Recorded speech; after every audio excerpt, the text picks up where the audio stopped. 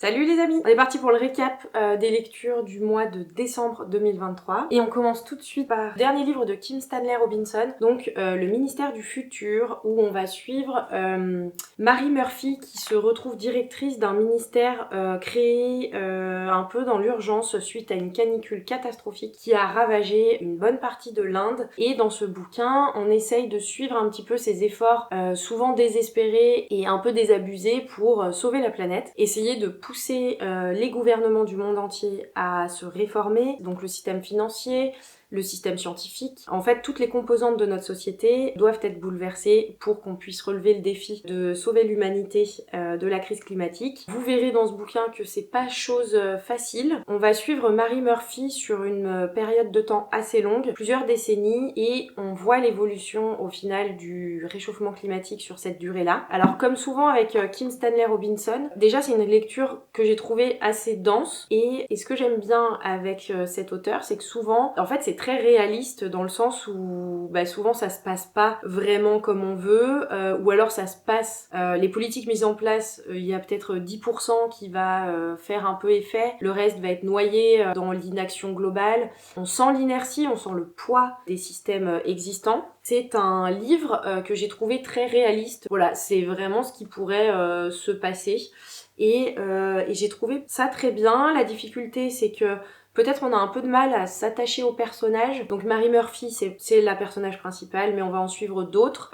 Certains, on ne les voit, mais littéralement que sur quelques lignes, pour une sorte de micro-chapitre, mais qui est révélateur de ce que vont endurer de ce que va endurer l'ensemble de l'humanité à l'instant T. J'ai trouvé que, une chose très intéressante, j'ai trouvé que ce livre abordait assez bien la question du coup des réfugiés climatiques. Un aspect qui est pas forcément très souvent abordé d'un point de vue vraiment réaliste, et dans ce bouquin je trouve que c'est très bien abordé, donc très bon point pour cet aspect là. C'est comme d'habitude avec Kim Stanley Robinson, c'est de la science. Enfin, là du coup c'est pas de la science-fiction, mais c'est un auteur de science-fiction. Là c'est vraiment un roman réaliste, ça pourrait se passer vraiment là, maintenant, tout de suite. On s'attend pas forcément à ce qu'il y ait une solution à la crise climatique. Plus on avance dans le livre, plus on se rend compte qu'en fait la directrice elle fait ce qu'elle peut, elle va mettre en place tout un tas de choses, mais en gros c'est vraiment un livre qui retrace comment la vie de cette personne-là pourrait se passer dans la réalité. Et en fait, ouais, c'est la vie quoi.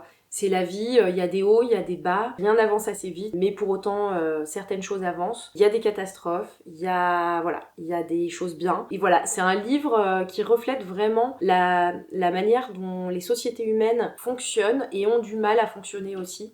Donc j'ai trouvé ça très intéressant. Donc c'est un livre qui est paru chez Brajlon, donc il est en grand format pour l'instant. Moi je l'ai acheté aux Utopiales, celui-ci, à Nantes. Alors, seul bémol, je pense que j'aurais dû attendre qu'il sorte en poche, parce que c'est un grand format qui coûte quand même 25€, donc c'est un certain budget, et je pense que j'aurais dû attendre qu'il sorte en poche. Donc c'est une bonne lecture, c'est pas le meilleur de ses livres. Pour moi par exemple, je sais pas, pour moi je pense qu'il égalera jamais son chef-d'œuvre sur la trilogie martienne, avec Mars la rouge, Mars la verte et Mars la bleue. Mais c'est un très bon livre, voilà, à conseiller. Ensuite, j'ai enchaîné avec un énorme coup de cœur pour La passeuse de mots, qui est un livre écrit par Alric et Jennifer Twice et paru aux éditions Hachette Roman. Donc moi je l'ai en version collector, qui est très très jolie. Alors sur le premier tome, le jaspage est très simple, mais il y a un beau travail de dorure, même si en le lisant, la dorure sur le côté c'est quand même bien effacée. Voilà, maintenant je sais que quand j'ai des livres comme ça avec des dorures, il faut faire super attention à la manière dont on le tient. Donc maintenant ce que je fais, c'est que j'ai tendance à le poser sur un coussin devant moi pour être sûre que ma main ne vient pas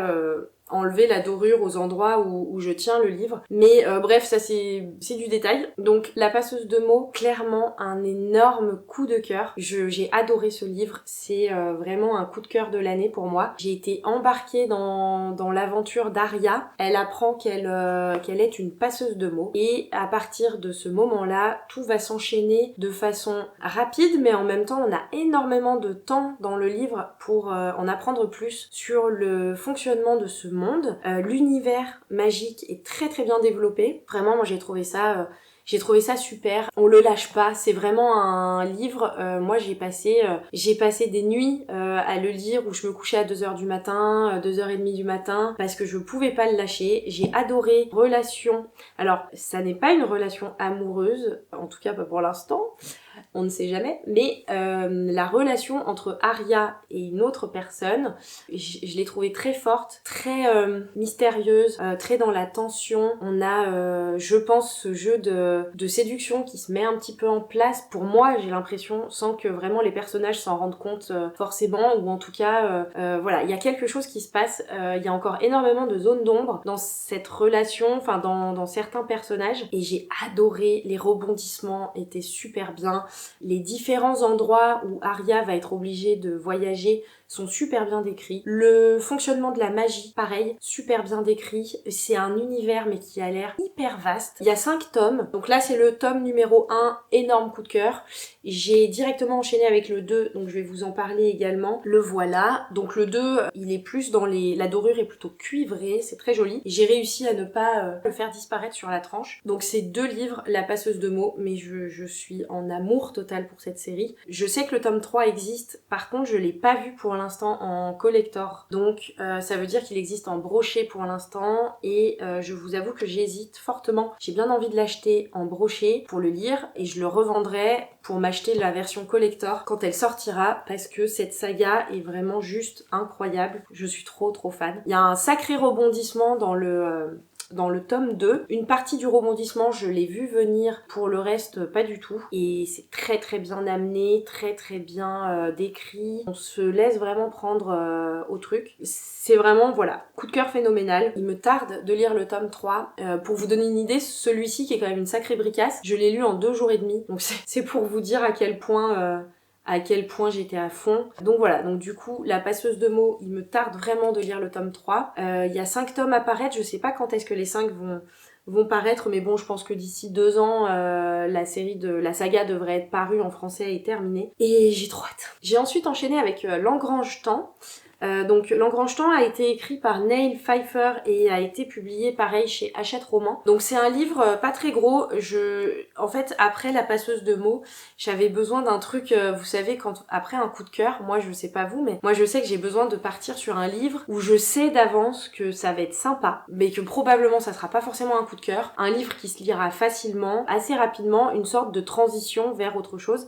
Et je me doutais que L'Engrange-Temps, ça allait certainement se passer comme ça. On va suivre les aventures d'une jeune fille qui s'appelle Sophie et qui est horlogère au palais. Il s'avère qu'elle est horlogère, mais elle est horlogère un peu particulière. Dans le palais, il existe des horloges un peu spéciales qui s'appellent des Oranima, et qui sont des horloges qui sont douées d'âme et douées de conscience. Donc elles parlent, elles écoutent, elles interagissent, et elles ont été placées là pour écouter discrètement les conversations des courtisans et déjouer d'éventuels complots. Donc on va suivre Sophie qui va se retrouver embringuée sans le vouloir dans une espèce de complot à travers le temps, puisque il y a les Oranima, mais il y a aussi les Engrange-Temps, et elle va être entraînée dans une aventure à travers le temps grâce à l'une de ces petites horloges qui permettent de remonter le temps, et elle va se retrouver prise dans tout un tas d'enchaînements. On va découvrir un monde magique qui est assez bien décrit malgré la rapidité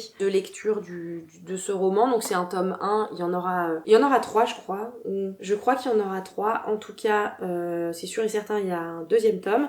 Donc ce premier tome était très sympa, c'était ce qu'il me fallait après La passeuse de mots. Je suis restée un peu sur ma faim sur le développement du monde magique, mais en même temps c'est normal parce que ça se lit vite, c'est pas écrit, c'est écrit assez gros, c'est un petit livre, donc j'en attends beaucoup du 2e tome, parce que à la fin, il nous donne le premier chapitre du tome 2 pour nous mettre en appétit, et franchement ça m'a bien hypée.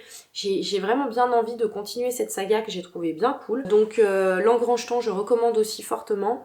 C'est très sympa, ça se lit vite. Je pense que dans le 2e tome, la romance qui est initiée dans ce premier tome sera plus développée et nous permettra de s'attacher un petit peu plus à ce qui va se passer entre ces 2 personnages-là. Et surtout, le premier chapitre du 2e tome, rien qu'en un chapitre, j'ai trouvé qu'on décrivait vachement bien l'univers de ce monde, et que ça donnait très envie d'en découvrir plus, et de suivre la suite des aventures de Sophie. Donc voilà, L'Engrange-Temps, très bien. Je recommande aussi. C'était pas un coup de cœur, mais c'était une très bonne lecture. Pour terminer le mois de décembre, j'ai terminé en beauté avec un livre de science-fiction qui clôture la saga The Expanse. Donc c'est le tome 9, La chute du Léviathan, écrit par James S.A. Corey et publié, donc là moi je l'ai chez Babel. Ils existent aussi en grand format. Moi j'ai commencé la série en format poche, donc j'ai continué dans cette version. Donc pour ceux qui connaissent pas The Expanse, c'est une saga vraiment géniale. Donc c'est écrit par un des assistants de George Martin, donc celui qui a écrit Le Trône de Fer. Donc le mec est quand même costaud, il a beaucoup d'expérience derrière du coup, et ça se sent dans le livre. C'est un univers immense, c'est de la science-fiction vraiment où on va retrouver de la science, de la géostratégie, des combats spatiaux, différents mondes, différentes stations spatiales, différents satellites, différents vaisseaux. Les combats sont très très bien racontés, il y en a pas tant que ça dépend les tomes bien sûr. Je vais pas trop vous en dire au niveau du résumé des tomes, enfin là c'est le tome 9, donc si je vous parle vraiment de ce qui se passe dans le tome 9, je vous spoil la totalité du truc, donc pour ceux qui n'ont pas commencé,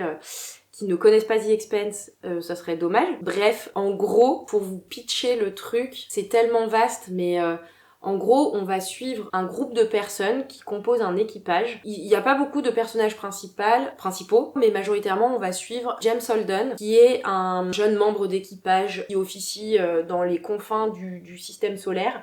Et tout un tas d'événements vont très rapidement le mettre en contact, lui et un certain nombre de ses coéquipiers, en contact avec un élément alien qui très vite a été récupéré par certains groupes pour être utilisé à des fins géostratégiques afin en gros de bouleverser l'ordre établi. C'est très très intéressant d'un point de vue sociétal. C'est super intéressant parce qu'on comprend un certain nombre de choses sur le développement de la Terre, de Mars, des astéroïdes et des planétoïdes de la ceinture d'astéroïdes du système solaire, et d'un coup tout cet ensemble de sociétés qui est déjà assez chaotique se retrouve plongé dans le chaos suite à la découverte de cet élément alien, et là c'est le début d'une expansion et d'une ouverture vers l'univers qui est hyper intéressante. J'aime beaucoup la façon dont l'auteur a terminé sa saga, vraiment très très sympa. Je suis contente que ça se termine avec un de mes personnages favoris, donc c'est très très bien, je suis ravie de la fin de la saga. Typiquement, ça pourrait carrément lui permettre de se relancer dans un autre cycle